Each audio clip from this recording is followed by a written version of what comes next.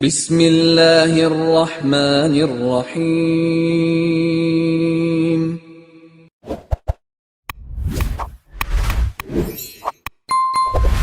السلام علیکم ورحمۃ اللہ وبرکاتہ۔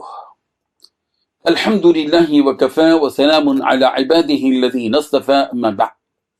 حاضرین و ناظرین، ادھر سے حدیث نمبر 276 ہے، 276 روایت سماعت کیجیے، ترجمے کے بعد تشریح کی جائے۔ بسم اللہ الرحمن الرحیم۔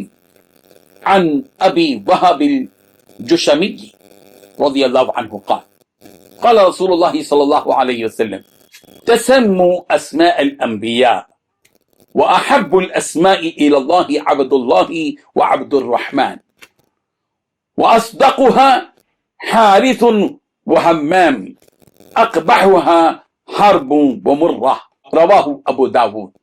ترجمہ یوں ہے، حضرت ابی وہب الجشمی سے روایت ہے، رسول رحمت صلی اللہ علیہ وسلم نے ارشاد فرمایا، انبیاء کے ناموں پر نام رکھا کرو۔ اللہ کے ہاں پسندیدہ نام عبداللہ اور عبد الرحمن ہے، سب سے سچا نام حارث اور حمام ہے، جبکہ سب سے قبیح نام حرب اور مرہ ہے۔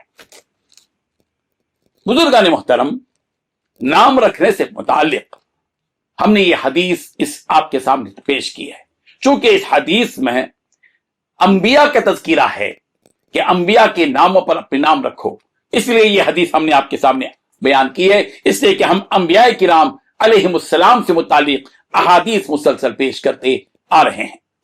رسول رحمت صلی اللہ علیہ وسلم نے اپنی امت کو نام رکھنے سے متعلق یہ ہدایت دی کہ انبیاء کرام علیہ السلام کے ناموں پر نام رکھا کرو، یعنی حضرت آدم علیہ السلام سے لے کر رسول رحمت صلی اللہ علیہ وسلم تک جتنے انبیاء کرام گزرے ہیں یا جن نبیوں کے نام قرآن مجید میں اور احادیث شریفہ میں آئے ہیں، ان نبیوں کے نام پر اپنے نام رکھو۔ نام رکھو، آدم، ابراہیم، اسماعیل، اسحاق، یعقوب، یوسف، الیاس، داود، سلیمان، عیسیٰ، موسیٰ، اس طرح کے نام رکھو۔ پھر اس کے بعد پیارے پیغمبر صلی اللہ علیہ وسلم نے ان ناموں کے سلسلے میں ایک اور بات بتائی کہ اللہ کے نزدیک سب سے زیادہ پسندیدہ نام عبداللہ اور عبد الرحمن ہے۔ کیوں؟ اس لیے کہ اللہ کا لفظ اللہ کا ذاتی نام ہے، اور تمام 99 صفاتی نام میں سب سے پہلا نام الرحمن ہے۔ جیسے ہم پڑھتے ہیں بسم اللہ الرحمن الرحیم، یہ الرحمن الرحیم یہ دو صفاتی نام ہیں۔ اللہ تو ذاتی نام ہے، بسم اللہ الرحمن الرحیم میں ذاتی اور دو صفاتی نام بھی آ گئے۔ تو اللہ تعالیٰ نے عبداللہ اور عبد الرحمن، عبدیت کا لفظ ہے اس میں، اللہ کے بندے عبداللہ، رحمان کے بندے عبد الرحیم، عبد المقصد، عبد الرحیم، عبد المہیمن، عبد الستار، عبد الغفار، اس طرح کے نام رکھے جائیں جس میں عبدیت ہو۔ اللہ تعالیٰ کو یہ پسند ہے کہ بندے کی عبدیت اس کے نام میں بھی ظاہر ہو۔ اور اس کے بعد پیارے پیغمبر صلی اللہ علیہ وسلم نے فرمایا کہ وَأَصْدَقُهَا حارث وحمام، سچا نام یہ کہ ایسے بھی نام رکھو، حارث نام رکھ سکتے ہیں، اور حمام ہا سے دو چشمی ہا سے حمام نام رکھ سکتے ہیں، وہ حمام نہیں ہے، یہ حمام ہے۔ اور سرکار دو عالم صلی اللہ علیہ وسلم نے فرمایا برے ناموں میں سب سے بری نام حرب ہے، مرہ ہے۔ حرب جنگ کو بولتے، اس زمانے میں حرب نام رکھتے تھے، بھی آپ احادیث میں نام پڑھتے ہیں، حرب کا نام آتا ہے اس میں ناموں میں جو۔ اور مرہ، کڑوا، ایسے نام نہیں رکھنا چاہیے، اچھے نام رکھیں۔ نبی رحمت حضرت محمد مصطفیٰ صلی اللہ علیہ وسلم نے بہت سے ایسے نام جو صحابہ کرام میں تھے، زمانے جاہلیت میں رکھے گئے تھے، ان کو تبدیل کر کے اچھے نام رکھے سرکار۔ امن کا نام رکھا، سلامتی کا نام رکھا، پیارے پیارے نام پیغمبر نے رکھے۔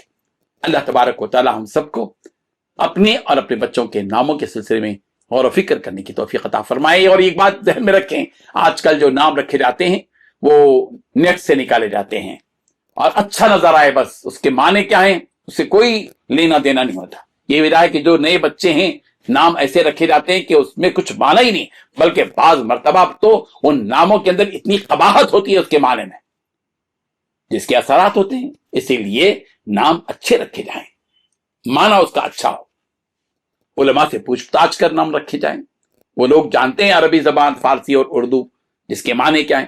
ہم ایسے نام رکھیں گے جن ناموں میں جو ہے اسلام کی شناخت بھی نہ ہو، نام ایسے رکھیں کہ ہماری تہذیب کا وہ حصہ ہے، ہماری اسلامی شناخت اس سے ہوتی ہے۔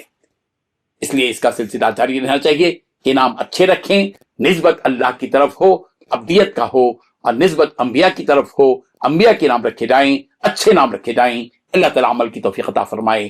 آمین وآخر دعوانا ان الحمد للہ رب العالمین۔